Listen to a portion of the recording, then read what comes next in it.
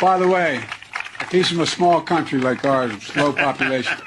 American president ലോകമെമ്പാടുമുള്ള മാധ്യമങ്ങളുടെ മുമ്പിൽ ഇന്ത്യയെ കളിയാക്കി. ഭക്തന്മാരുടെ പാപ്പ എന്നറിയപ്പെടുന്ന മോദി 32 പല്ലും വെളിയിൽ കാണിച്ച് പൊട്ടിച്ചിരിച്ചു. ഇനി 1971 നടന്ന ഒരു കഥ നിങ്ങളോട് പറയാം. 1971 യുദ്ധത്തിനു മുമ്പായി പ്രധാനമന്ത്രി ഇന്ദിരാഗാന്ധി ലോകരാജ്യങ്ങളുടെ പിന്തുണ ഉറപ്പാക്കുന്നതിന്റെ ഭാഗമായി അമേരിക്കയിലെത്തി. അന്നത്തെ അമേരിക്കൻ പ്രസിഡന്റ് റിച്ചാർഡ് നിക്സൺ ഇന്ദിരാഗാന്ധിയെ 45 മിനിറ്റോളം വെയിറ്റ് ചെയ്യിപ്പിച്ചു. ഇന്ദിരാഗാന്ധി ഇതിന് പകരം വീട്ടിയത് അമേരിക്കയുടെ ചരിത്രത്തിലെ എക്കാലത്തെയും വലിയ മുറിവായി മാറി. 1971 ഇന്ത്യ പാക് യുദ്ധത്തിൽ പാകിസ്ഥാന് പിന്തുണ നൽകിയ അമേരിക്ക തങ്ങളുടെ ഏറ്റവും പേരുകേട്ട 7ാം കപ്പൽപ്പടയെ അങ്ങോട്ടേക്ക് അയച്ചു. ഈ വിവരം ഇന്ദിരയുടെ കാതുകളിലെത്തിയപ്പോൾ അവർ പറഞ്ഞത് ഇങ്ങനെയാണ്: 7ാം കപ്പൽപ്പടയോ 70ാം കപ്പൽപ്പടയോ ഒന്നിനോടും ഇന്ത്യക്ക് പേടിയില്ല. അവരോട് പറഞ്ഞേക്കൂ, എവിടെ വരെ എത്തിയോ അവിടെ നിന്നുകൊള്ളാൻ. മുന്നോട്ട് ഒരു ചുവട് വെച്ചാൽ അറബിക്കടലിന്റെ ആഴങ്ങളിൽ അവർക്ക് അന്ത്യവിശ്രമം ഒരുക്കുമെന്ന്.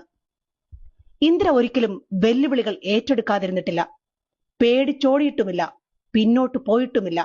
പകരം ഇന്ദിരാഗാന്ധി നേരെ സോവിയറ്റ് യൂണിയനുമായി സഖ്യം ചേർന്നു. ഫലമോ, അമേരിക്ക പിന്തുണ നൽകിയിട്ട് പോലും പാകിസ്ഥാനെ വെട്ടുമുറിച്ച് 2 തുണ്ടമാക്കി ഒരു തുണ്ടത്തെ ബംഗ്ലാദേശാക്കി മാറ്റി. ഇന്ത്യയുടെ ശക്തി ലോകരാജ്യങ്ങൾ അംഗീകരിച്ചു.